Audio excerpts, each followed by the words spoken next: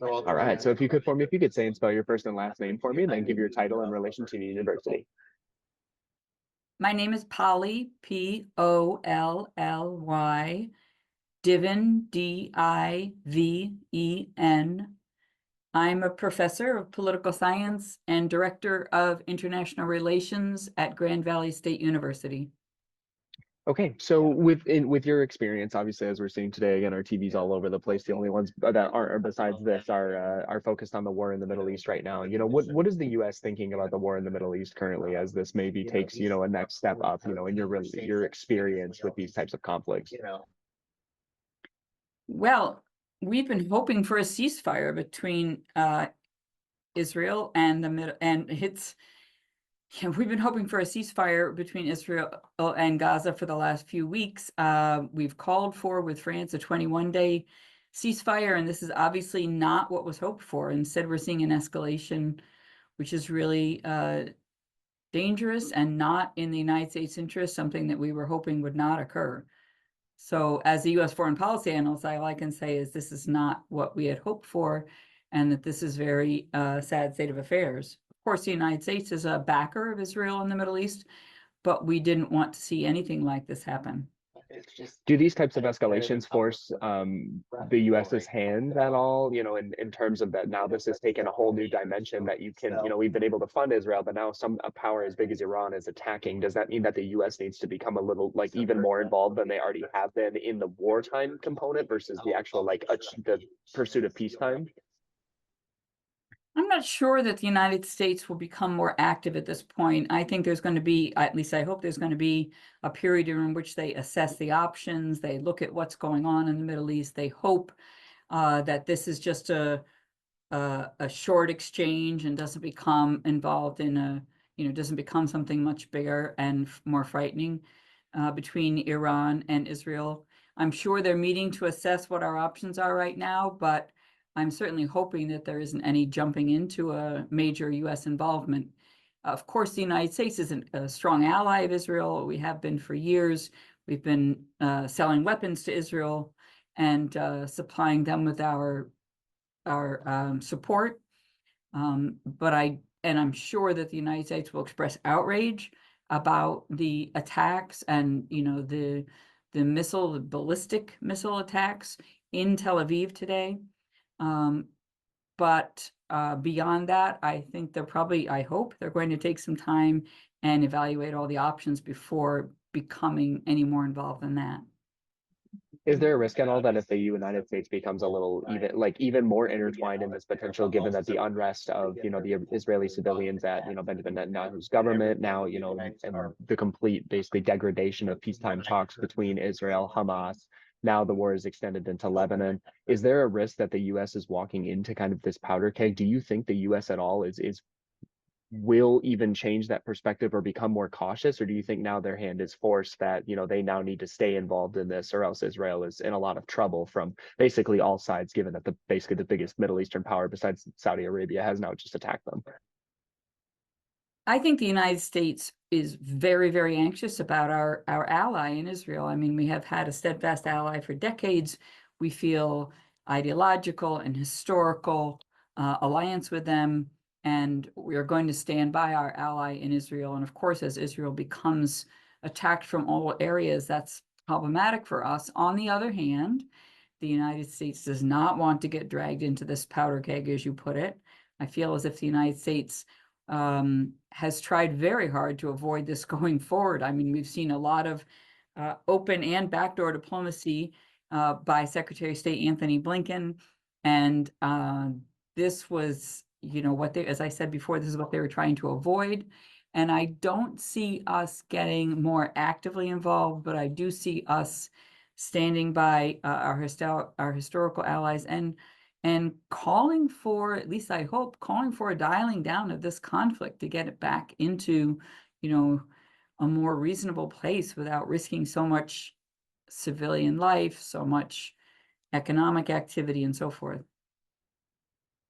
And the civilian life obviously is a big component that you and I talked about, over the phone as well, is that this war is reaching, new escalating components. I mean, I just saw a report that obviously there was well, not obviously, but that there's supposedly an on the ground terrorist attack inside of Tel Aviv to kind of corroborate with the missile attacks. Now it's a developing story, so obviously it's still coming up, but it was reported by ABC News that there was a terror shooting in Tel Aviv. So now, you've got more civilians in Tel Aviv.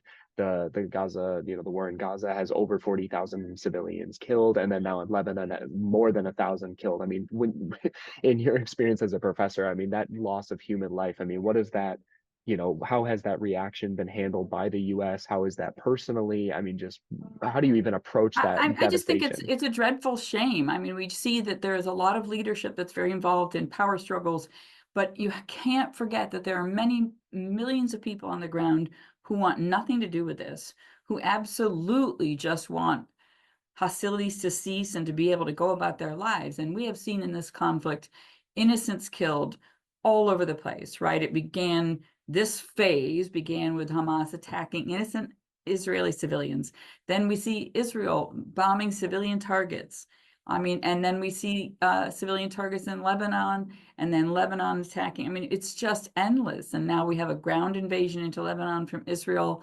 We have now Iran firing ballistic missiles at the city. I haven't heard about this terrorist attack you're speaking of, but I don't doubt it. I mean, just keep in mind that there's so many innocent lives who want nothing to do with any of this and are just absolutely victim to, what's going on. And I think that's the saddest part of all of it. And what we need to do is to begin to try to think about those people and try to find a way to keep life, moving for people who are experiencing real fear right now, and real loss. Right. And, going forward as well, we're in an election year, obviously, and that's a big, component of transition. I mean, when an escalation like this happens so close to election day, what is kind of your perception of that? What's kind of your reaction as something like this happens that close to a potential, to a transition into a potentially a whole new cabinet, or, Vice President Harris taking it over? My understanding by studying these issues for quite a while now is that the American voter does not vote on foreign policy issues. The American voter is much more interested in personality issues and partisanship and on domestic issues. The potential for this impacting, the price of gasoline, that might affect the American voter. I doubt this will have a big impact. Now, I do know that there is a significant number of young people who have been activated and interested in this foreign policy issue. But in general, we just don't see American elections decided by foreign policy issues. So I don't think it's that important for the election. But I don't see Trump voters versus Harris voters leaning one way or the other on this. I don't think that, Vice President Harris is going to take the blame for this and that her support will dry up as a result of this by any stretch of the imagination. So I'm not sure it really matters about the election, except perhaps to the extent that it affects prices. Understood. And the last thing, that I have for you is obviously as TVs are looking like they're just starting to return to normal from here, but more to come, obviously.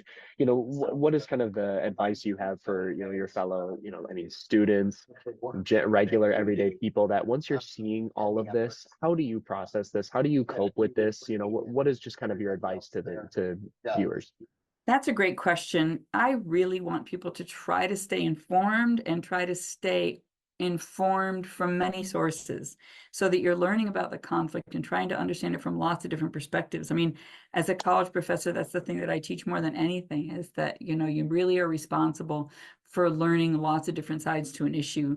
There's no easy conflict to resolve out there. There's no obvious right answer in most foreign policy cases, and so just trying to be sort of sympathetic and trying to be as well informed as possible is the only way that I think we can really go about trying to understand these issues, trying to see where people are coming from. But, in this case, we have such a long history of one side attacking the other and the other side attacking the other that, the historical roots of this conflict are very, very deep and, not easily resolved at all. And I think understanding, the history and the context for the conflict is the most important thing.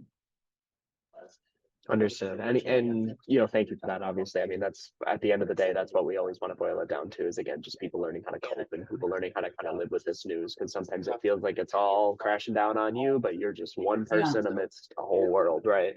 right. So, all right. Well, anything else that I missed that you wanted to touch on, or feel like we covered the No, no, bases? that's all. That's fine. Awesome. Perfect. Let me go ahead and I will hit stop.